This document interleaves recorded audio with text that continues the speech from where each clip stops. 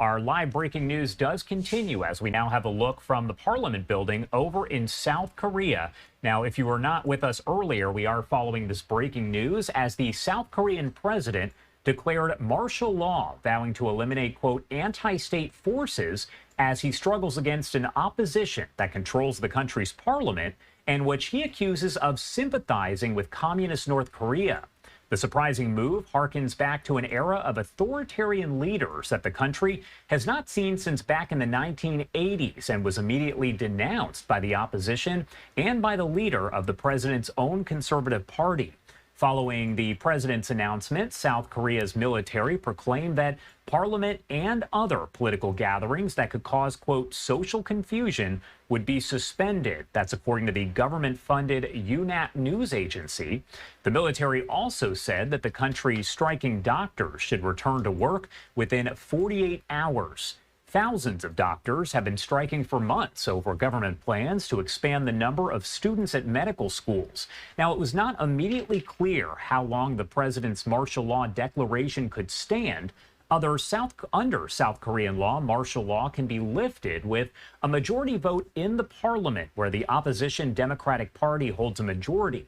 Now, TV footage showed police officers blocking the entrance of the National Assembly. I'm taking a look to see if we can see any sort of police officers in this image, but it's too high up. The one thing you are going to notice is a lot of flashing lights as there are news media out there, and cameras are flashing. Now, the leader of the president's conservative People Power Party did call the decision to impose martial law, quote, wrong, and vowed to, quote, stop it with the people. The opposition leader, who narrowly lost to the president in the 2022 presidential election, called the announcement, quote, illegal and unconstitutional.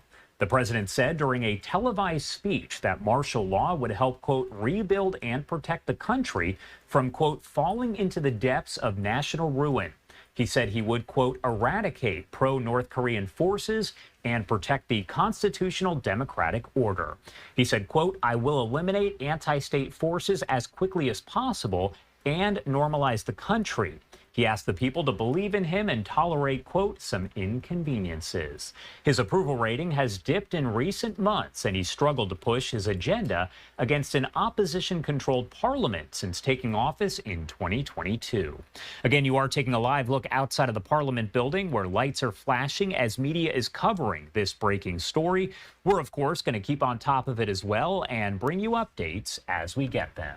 In the meantime, do want to head out to the United Nations as we stay international. They do have an event going on right now, so I want to dip in and pop up the audio so we can listen in.